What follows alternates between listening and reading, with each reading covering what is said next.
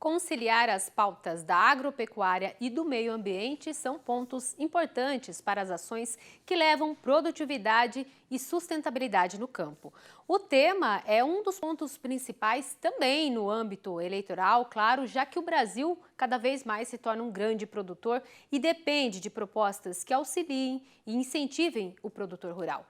E sobre isso nós vamos conversar agora com o diretor-geral da Agroícone, Rodrigo Lima. Rodrigo, já vou começar falando contigo aqui sobre esse papel do Brasil, né? O Brasil já atua com uma série de programas aí voltados para esse tema. O cadastro ambiental rural, por exemplo, é uma ferramenta que tem auxiliado na regularização ambiental e além de combater o desmatamento ilegal. Esses programas, eles precisam continuar como prioridade para que de fato a gente consiga, né, Rodrigo, construir um cenário favorável em relação à produção e ao meio ambiente por aqui. É isso? Seja bem-vindo, boa tarde. Boa tarde, obrigado pela oportunidade. Sem dúvida, eu entendo que é um caminho natural, até porque a implementação do Código Florestal aprovado em 2012 pressupõe esse processo de adequação que tem o cadastro ambiental como um elemento central, a base de toda a comprovação de quem já cumpre o Código Florestal ou quem tem passivo é o CAR. E isso é absolutamente relevante, né? Posso imaginar que, pelo menos na próxima década, para que a gente possa efetivamente consolidar a implementação da política Código Florestal, que foi um grande consenso aí da sociedade brasileira alcançado em 2012. Eu acho que é super relevante mencionar que começou recentemente um processo de avaliação do cadastro ambiental rural, tem alguns estados mais engajados, mas acho que a falta de vontade política nos estados é uma barreira que precisa ser vencida. Tem estados que estão avançando na validação do CAR porque o estado definiu que isso é prioridade e isso precisa acontecer. Então, acho que no ano que vem é super relevante que essa agenda efetivamente evolua, porque senão a gente parece que fica enxugando gelo em relação à agenda do Código Florestal, e isso é prejudicial para o produtor rural, para trading que compra, para o frigorífico que compra, e a gente vê cada vez mais as exigências aí em relação ao desmatamento, agora com essa política da União Europeia que passou no parlamento, que vai dar dor de cabeça para a agricultura brasileira, o que reforça o papel do Código Florestal. Então, acho que no próximo ano, nos próximos anos, a gente tem que definitivamente evoluir com essa implementação.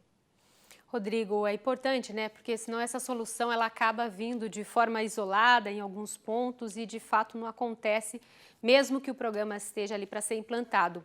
E aí, avançando um pouquinho no nosso tema, falando sobre esses programas, em relação a pagamentos por serviços ambientais, é um tema também bastante recorrente, que tem sido discutido bastante, não só aqui no Brasil, mas no mundo. Qual o caminho para o Brasil ter esses programas de fato que façam esse pagamento para aqueles produtores que estão contribuindo para esses serviços ambientais? Bom, essa é uma pergunta de não sei quantos bilhões de dólares ou trilhões, porque, na verdade, o grande desafio para fazer pagamento por serviços ambientais se tornar uma realidade, já existem casos muito específicos, muito pequenos, né, em termos de volume, de área e de recurso, é ter dinheiro. O cenário ideal seria o governo ter dinheiro para pagar por esses serviços ambientais. Ou, como o governo não tem dinheiro e não terá para isso, até porque o Brasil é um país muito grande, e tem inúmeros outros problemas para o governo ter que gastar dinheiro, o desafio é ter como encontrar quem pague por esse serviço ambiental, do ponto de vista de, por exemplo, exportar uma tonelada de carne e ter um plus, ter um bônus nessa tonelada de carne ou outros produtos que possam ser revertidos até o produtor. Isso não é nada trivial. O que eu acho que é importante esclarecer é que, e eu ouço muito esse argumento, né, da reserva legal, que ninguém paga para a gente. A lei prevê que o produtor tem que manter. A questão é avançar com a implementação do código, e aí o CAR é super relevante, para que seja possível começar a tentar capturar recursos ou benefícios porque eu tenho a implementação já feita ou vou fazer a restauração de passivos. E aí, como que esse benefício pode vir na forma de um PSA?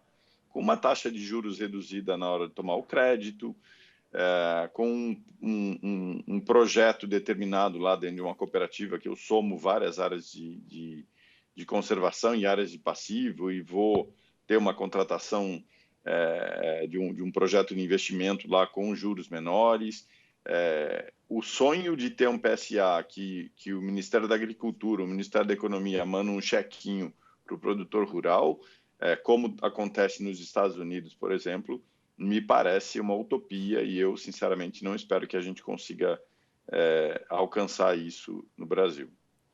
A questão é essa, né, Rodrigo? Quem vai pagar a conta, né? Você pode ter o programa que contemple aí esse pagamento, mas de onde vai vir esse dinheiro? Inclusive, quando a gente amplia um pouco o assunto, não só aqui no Brasil, mas outros países também interessados, quem deve pagar essa conta? E aí, avançando um pouquinho, falando agora da questão, né, do poder público, para essa produção sustentável, quais as medidas governamentais, na sua opinião, seriam importantes para manter algumas regiões, como por exemplo, como exemplo, né, de potência agrícola e ambiental? Qual que seria o caminho para essas ações partindo aí do poder público? Bom, eu vou usar para responder essa pergunta a agenda do Brasil no Acordo de Paris, quando a gente fala em agropecuária, tá? Por quê? Porque toda a agropecuária de baixo carbono, o Ministério da Agricultura aprovou o Plano ABC+, no ano passado, como uma estratégia do Brasil no Acordo de Paris, com metas, né, de recuperar 30 milhões de hectares de pastagem degradada, de plantio direto de hortaliças, irrigação, terminação intensiva de animais, sistemas integrados, integração lavoura-pecuária-floresta, dentre outras tecnologias. Tudo isso é necessário para o desenvolvimento da agropecuária. A agropecuária que não considera essas tecnologias fica para trás, reduz produtividade, reduz retorno. Então, assumindo que essa política, que agora é a segunda fase, né, do plano de agropecuária de baixo carbono, assumindo que essa política traz inúmeros benefícios para o crescimento da agropecuária, eu enxergo que potencializar o alcance do ABC+, é fundamental, trazendo inclusive a agricultura familiar, que depende muito de tecnologia e de assistência técnica, para poder crescer, para poder gerar negócio, ganhar dinheiro e produzir diversos tipos de produtos. E a questão do Código Florestal associado à produção, que está inclusive no ABC+, né, como abordagem integrada de paisagem, e a questão da redução do desmatamento e separar desmatamento ilegal da agropecuária brasileira, porque isso está prejudicando cada vez mais, não só a imagem, como as exportações. Então, eu enxergo que a agropecuária brasileira é sustentável, e nós temos muita força e um enfoque muito bom, tendo o ABC+, como um carro-chefe, podemos chamar assim, como nós devemos avançar. Tá certo, Rodrigo. É preciso viabilizar, inclusive, tecnologia, né? Como você disse, que é o caminho para ter continuidade nessa produção sustentável. O caminho é longo, né, Rodrigo? Mas aos poucos a gente vai caminhando. Obrigada pela sua participação com a gente aqui no Mercado e Companhia. Boa tarde, bom fim de semana. Obrigado, é um prazer. Bom fim de semana.